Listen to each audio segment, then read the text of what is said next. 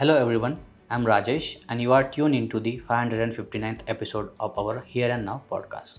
Today we bring you the latest buzz from the insurance industry. So let's dive right in.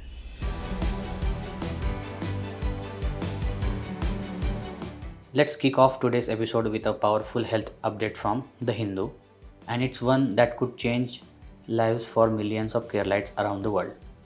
The Kerala government has announced a new health insurance plan aimed at people from Kerala living across India and abroad.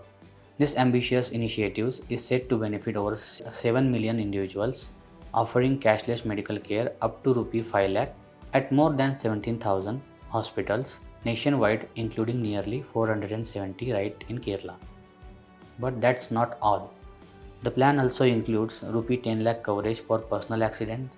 Families of 4, 2 adults and 2 children can enroll for just Rupee 13,400 a year. And here is the game changer. It covers pre-existing health conditions with zero waiting time. Adults aged 18 to 70 are eligible and there is no age limit for children. This move is expected to make healthcare more accessible and affordable for Keralites abroad while also boosting Kerala's growing medical tourism sector.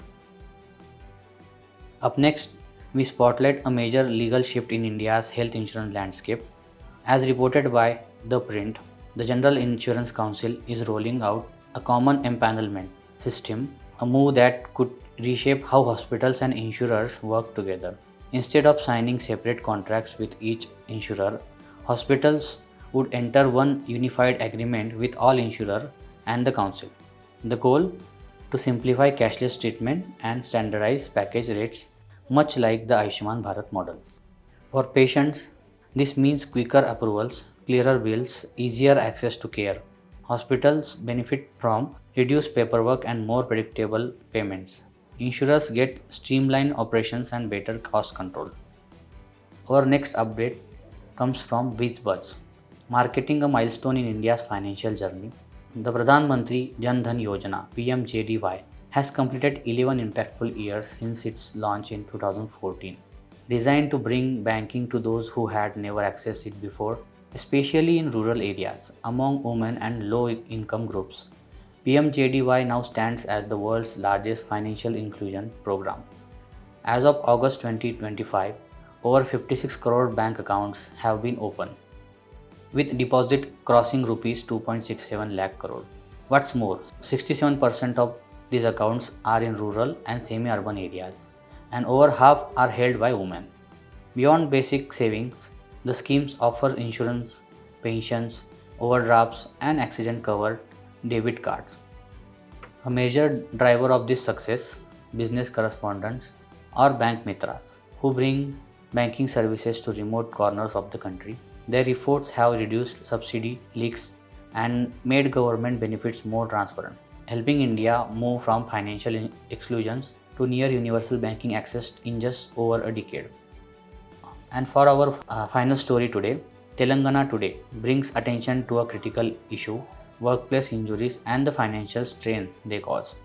India's Workmen Compensation Act lays out clear guidelines to ensure fair support for affected employees. In case of death, the worker's family receives either Rupee 1.2 lakh or 50% of monthly wages multiplied by a set factor, whichever is higher. For permanent total disability, it's 60% of wages or Rupee 1.2 lakh. Partial disabilities are compensated based on severity, while temporary disabilities earn 25% of wages every 2 weeks for up to 5 years. Several factors influence the payout: age, salary, injury, severity, and time away from work.